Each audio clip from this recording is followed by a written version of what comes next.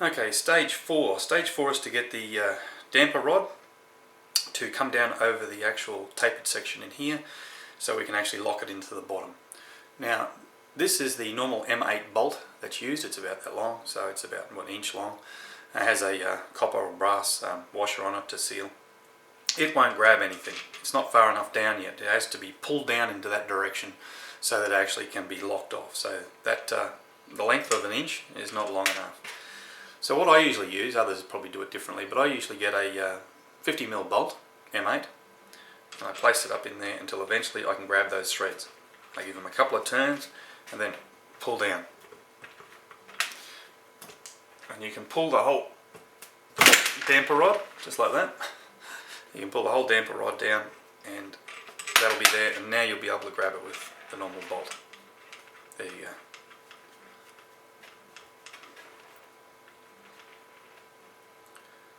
Now when you're disassembling, I've found in the past, now others will probably do differently, and certainly I'd recommend that you try some different ways, but normally I'd remove that bolt, the original bolt.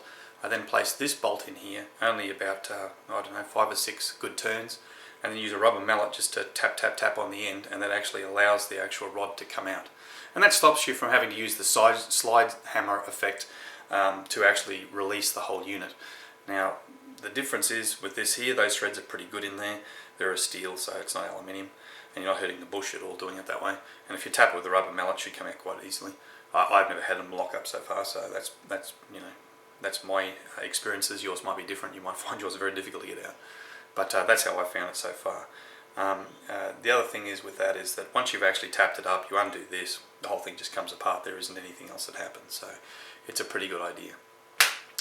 What you can do here now as well is you can get your socket out, and you can actually do that up to a torque spec.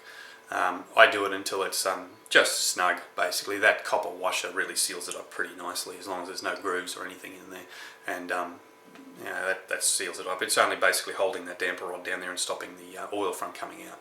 So you just do that up gently enough and snug, and usually stays in there. Certainly if you like to use Loctite, or you'd like to do it to some manufacturer specification. I haven't found one yet, but if you can find that and that's what you'd like to do, by all means do that. That's what I do, and it seems to work quite well for me. Anyway, that's that stage. Okay, here we are. Next stage is to secure your fork, your semi-assembled fork, into something that will keep it basically straight up and down upright. So you want it nice and straight up and down so that you can get a nice even oil level. I'm using this because it's kind of easy for me. Got a little bungee cord here to actually hold it so it doesn't get damaged. Okay, so now we've got it actually held, it's not going anywhere, and we can get our oil, our 15 weight oil, and we can actually fill this thing up. So with the spring out and fully compressed, that's the state you want it to be, and in an upright direction. Take your oil and put about 400 ml of oil, pour her on in. You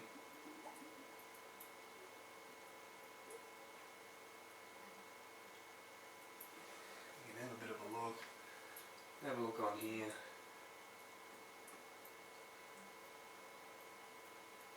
Try not to spill it, otherwise you'll be cleaning up a mess.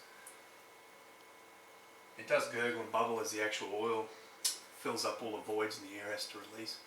So it takes a little while, but you should be putting in there about, I found about 400, 450 ml. Gets it to about the level that you want to start with anyway. Because what we're trying to do is we're going to use a special measuring device to get the oil level exactly what it's supposed to be. The manual actually tells you to put in a certain amount in there, about 320 ml or 350 ml, something like that.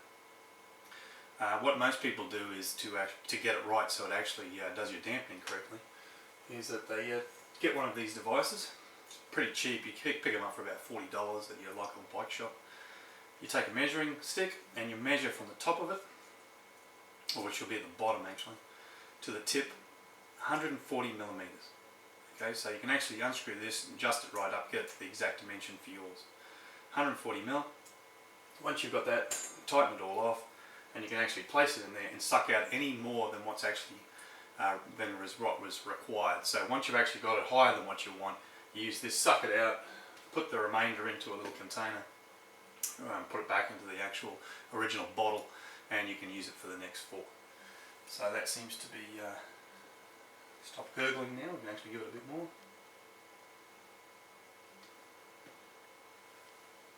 And we're more than what we need now, so that's good. So we'll take this so we don't spill it everywhere. Put the cap on, otherwise you'll be cleaning all that up and buying another container. Put this on the top.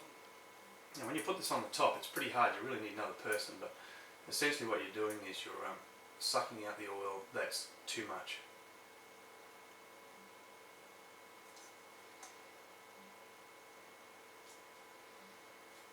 So remember, spring out, nice and level, 140 ml and completely compressed, 140 ml from the top.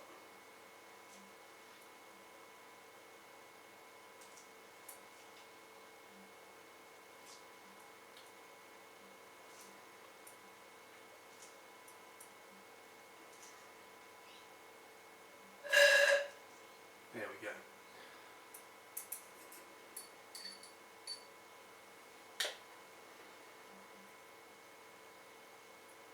Put the excess that you gather in this new device, pour it back in. You can put it straight back in if you want, but usually I'm doing a few of these, so it's not that big a deal. You know, really, if you were doing 2 at the same time, which I am, you'd have 2 locked in here, you'd be doing 2 at the same time, you just pour it straight to the other one. Ooh, she's hard.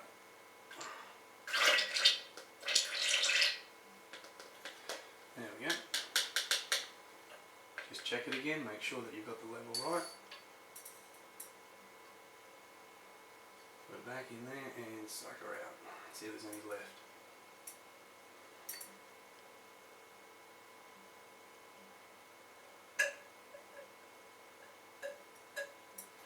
No, we've pretty well got that right. So that's it. Now we're on to the final stage. That was the messy stage. So now what we have to do, which is pretty simple now, is to put the spring back in, lift the stanchion back up to its original position, and then put the cap on. Okay, here we are, basically the end of the whole job. We now have our fork spring. We have to place it inside, into the oil. Make sure that it seats quite nicely on the top of that damping rod. Then you have to lift the stanchion up, hold it in position, take your cap.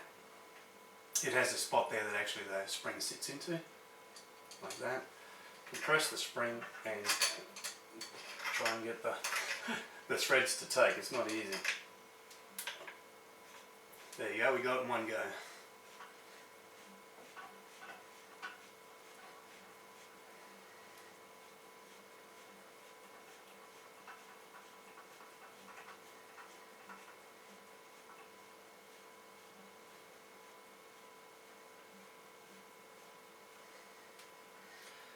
You can keep screwing that down all the way down until you get it to the right position. There's an O-ring on the top of the cap, so once you've actually got it down all the way, you put a pin spanner in, a 2-pin pin spanner, tighten it up just so that the O-ring is compressed against the wall, and that's basically a job done. You will have some oil. Oil gets trapped in this combo type seal. Oil gets trapped between the mud wiper and the actual oil seal, and it sits in there when you've pre-lubed it before we put the actual stanchion in, and you'll get a couple of rings. You know, you can see some rings there now. You know, just wipe that off, clean up your fork, and basically it's ready to go back in the bike. There's not much else to do. Just make sure that's down, that's actually tight. Make sure before you fill it with oil that you actually tighten the bottom bolt, or you will get some leakage out of that. So tighten that up, make sure that was tight. This all the way down until that's nice and tight.